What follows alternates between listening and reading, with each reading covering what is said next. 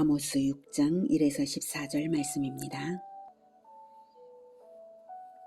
6장.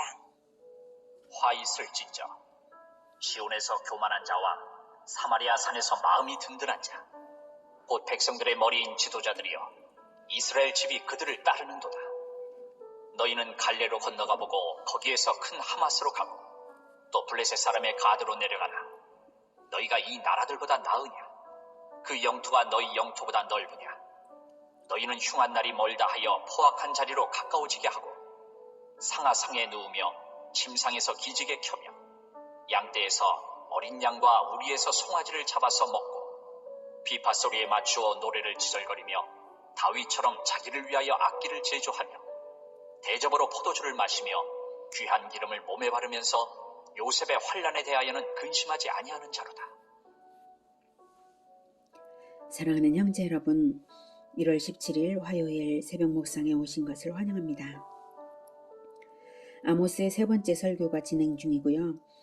전반부인 5장에서는 이스라엘의 멸망을 기정사실화해서 애가를 지어 부르면서 오직 정의를 물같이 공의를 마르지 않는 강같이 흐르게 하라고 했습니다.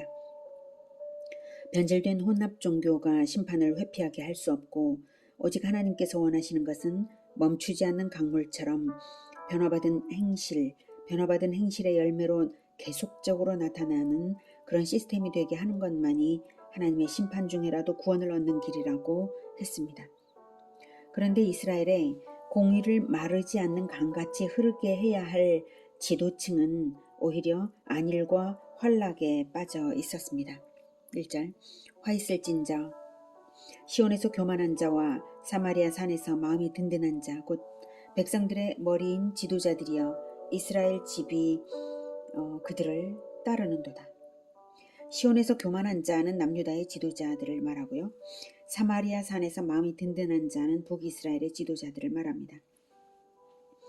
그들이 타락했음에도 불구하고 선민이기 때문에 보호받을 것이라는 확신과 우월의식으로 백성을 주도하고 있으므로 재앙이 있을 것을 한탄조로 선언하고 있습니다.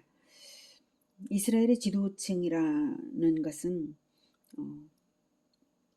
종교 지도자들을 말하는 것이죠. 이스라엘이 신정 국가니까요.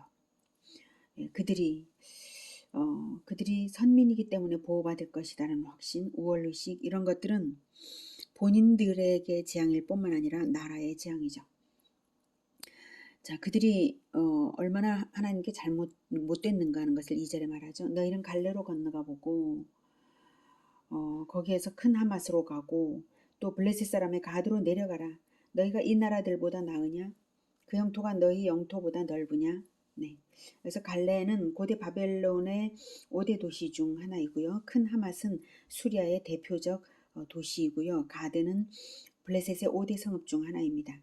너희 이스라엘이 그들보다 하나님 앞에서 나을 것이 없고 즉 너희 지도자들이 그들보다 하나님 앞에서 그 이방인들보다도 하나님 앞에서 나을 것이 없고 또한 그 영토는 하나님이 주신 이스라엘 땅은 그들보다 더 넓습니다. 그 당시에 갈레는 아수르에 정복된 상태이고요. 하맛은 북이스라엘에 정복되고 가드는 남유다에 멸망되어 있었습니다. 그리고 북이스라엘은 당시에 가장 드넓은 영토를 구가하고 있을 때였습니다. 즉 하나님께 배은망덕한 북이스라엘이 이들 세 성읍보다 더 비참한 멸망에 이를 수밖에 없음을 경고하는 말입니다. 너희는 흉한 날이 멀다 하여 포악한 자리로 가까워지게 하고 네, 교만한 지도층의 행태를 꾸짖고 있습니다. 심판의 날이 오지 않을 것처럼 불의를 조장하고 있다는 것입니다. 하나님께서 거듭 선지자를 보내셔서 선포하게 하시는 것이 하나같이 심판의 날을 말하고 있는데도 흉한 날이 멀다. 지도자들이 주의 깊게 듣고 백성들을 교훈하고 책망해야 함에도 불구하고 오히려 백성들을 충동해서 흉한 날이 멀다. 포악한 자리로 오라라고 하는 것이죠. 4절 상하상에 누우며 침상에서 기지개 켜며 양떼에서 어린 양과 오리에서 송아지를 잡아서 먹고 네. 상하상은 이스라엘에서 생산된 것이 아니라 수입된 고급 침대입니다. 극도의 사치죠. 기지개 켜다에는 부패하다라는 뜻이 포함되어 있습니다. 어린 양과 송아지는 하나님께 먼저 드려야 할 제물이 될 짐승들인데 가장 그 고기 중에서도 가장 좋은 고급 음식이죠. 그것들을 자기들을 위하여서 잡아서 먹고요. 비파 소리에 맞추어 노래를 지절거리며 다윗처럼 자기를 위하여 악기를 제조하며 다윗은 자기를 위해서 악기를 제조한 적이 없습니다. 예, 악기를 제조하라는 것은 하나님께 찬양을 올려드리기 위해서 제조했어요. 다윗은. 그런데 이 지도층은 계속되는 심판의 메시지에도 불구하고 자기들의 향락을 위해서 노래를 지절거리며 자기를 위하여 악기를 제조하는 것을 마치 다윗처럼 하노라고 합리화하며 겉멋을 뽐낸다는 것이죠. 다윗은 그런 적이 없습니다. 네. 6절 대접으로 포도주를 마시며 귀한 기름을 몸에 바르면서 요셉의 환난에 대하여는 근심하지 아니하는 자로다. 환난의 날에는 기름도 바르지 말아야 되고 포도주도 끊어야 되는 것이죠. 예. 근데 대접으로 포도주를 마신대요. 여기서 대접은 성전의 기물과도 같이 금과 은으로 고급스럽게 만든 그릇들을 지칭하는 것입니다. 기름을 몸에 바르는 것은 히브리인의 일상인데요. 그런데 귀한 기름을 몸에 바른다고 하죠. 귀한 기름은 수입품인 최고급 향유를 말하고 있고 그것을 일상용품으로 사용하는 사치를 누리는 것을 말합니다.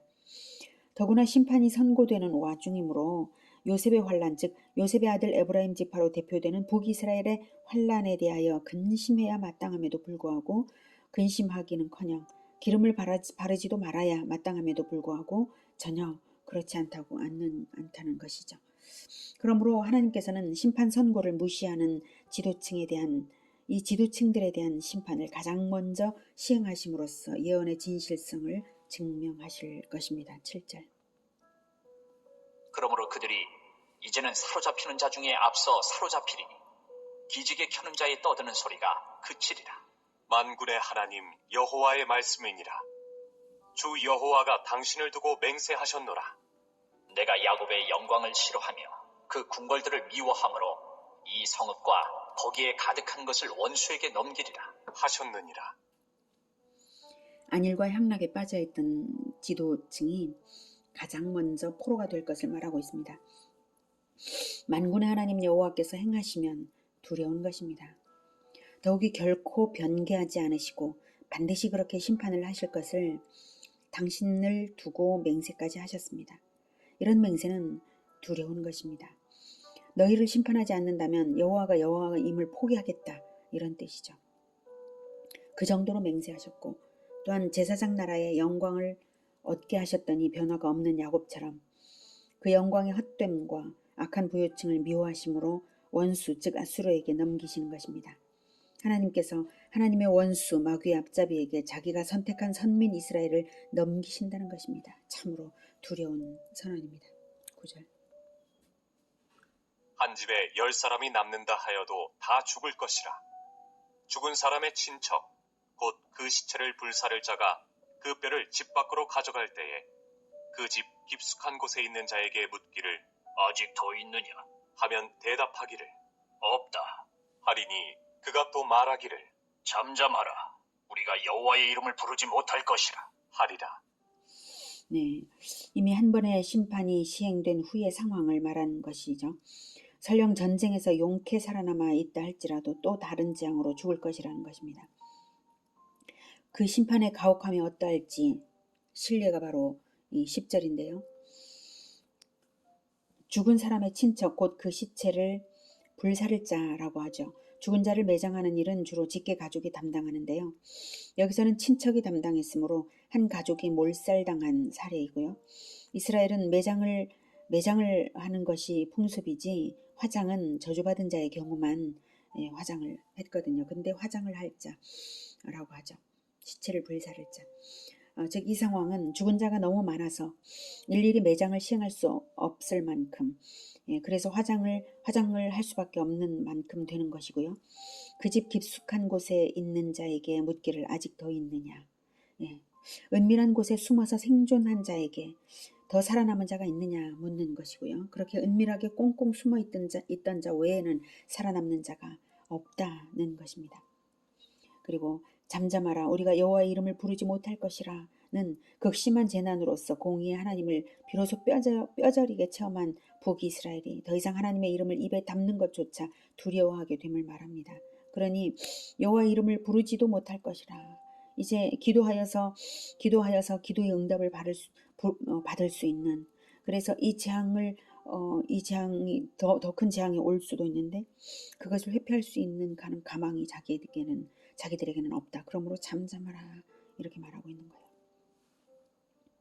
그토록 완고한 북이스라엘일지라도 당한 재난이 너무나 처참했기 때문에 그 재앙이 하나님의 공의로운 심판임을 인정하지 않을 수 없게 될 것이라는 뜻입니다. 11절 보라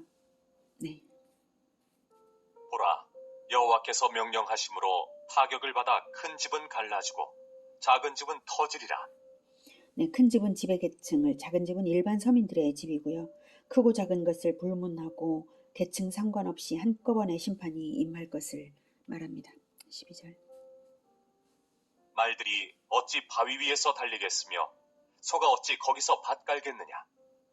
그런데 너희는 정의를 쓸개로 바꾸며 공의의 열매를 쓴쑥으로 바꾸며 허무한 것을 기뻐하며 이르기를 우리는 우리의 힘으로 뿔들을 취하지 아니하였느냐 하는도다.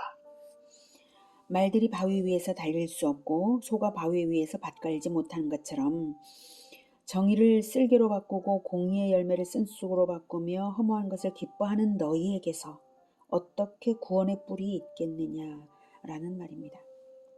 그럼에도 불구하고 이스라엘은 우리는 우리의 힘으로 뿔들을 취하였다 라고 인본주의적인 사고방식으로 자만하고 있는 것이죠. 그렇게 자랑한다는 것입니다. 그러나 구원의 뿔이 정말 있겠냐? 없다는 것이죠. 그러므로 이스라엘이 구원의 뿔로 여긴 번영과 향락은 다 사라질 수밖에 없는 것입니다. 14절 만군의 하나님 여호와의 말씀이니라. 이스라엘 족속아 내가 한 나라를 일으켜 너희를 치리니 그들이 하맛 어귀에서부터 아라바 시내까지 너희를 학대하리라 하셨느니라. 한 나라를 일으켜 즉 아수르를 제국으로 일으키신 것은 이스라엘을 치게 하기 위해 하나님이 하신 일입니다. 하맛 어귀에서부터 아라바 시내까지는 아모스 당시 북이스라엘의 영토입니다. 북이스라엘 전 영역이 아수르에게 짓밟힐 것을 의미하는 예언입니다. 오늘은 안일하게 사적인 즐거움에 빠져있는 지도층부터 시작하여서 북이스라엘에 선언된 완전한 멸망을 통하여 지도층의 안일함이 얼마나 큰 범죄인지를 배웠습니다. 우리는 누구나 지도자입니다. 예수님께서 말씀하시기를 두세 사람이 내 이름으로 있는 곳에 내가 거기 있다 라고 하셨습니다. 두세 사람이 있는 중에는 반드시 한 사람의 지도자가 있는 것이죠. 그리고 선생된 자가 더 큰 심판을 받는다고 야고보는 말했습니다. 누구나 일반적으로 가정을 이루고 부모가 되며 두세 사람이라도 모임을 이끌어갑니다. 어디든 지도자가 있습니다. 하나님께서는 그리스도의 제자들인 우리들을 세상을 지도할 자로 부르셨고 세상으로 보내시고 계십니다. 우리가 먼저 심판을 두려워하며 먼저 안일함을 버리고 향락을 추구하지 말고 겉멋을 버리고 겸손히 자기 공동체를 위하여 어떻게든 십자가를 지며 진리로서 부지런히 진리로 인도해야만 할 것입니다. 그리스도의 십자가를 따르지 않고 안일에 빠지는 자에게 우리 주님은 악하고 게으른 종이라고 꾸짖으셨습니다. 누가 악한 종이 되려고 주의 종이 되겠습니까? 전혀 그렇게 하려는 사람은 없습니다. 근데 왜 악하고 게으른 종이 될까요? 게으르니까 악한 종이 된 겁니다. 악하고 게으른 종이 되지 말아야 하겠습니다. 부지런함의 모범으로 진리의 모범으로 공동체를 이끌어가는 우리 모두가 되기를 기원합니다. 기도하겠습니다. 하나님, 우리는 날마다 자꾸만 안일에 빠지고 싶어 합니다. 주님, 우리를 불쌍히 여겨주시옵소서. 날마다 보혈 흘리신 우리 주님의 그 열심과 부지런함과 고난을 스스로 지신 그 겸손을 날마다 배우고 따르겠습니다. 주님, 도와주시옵소서. 우리의 마음을 붙잡아 늘 주님께로 이끌어 주시고 우리의 공동체를 보호하여 주시고 지켜주시옵소서. 예수 그리스도 이름으로 기도드립니다. 아멘.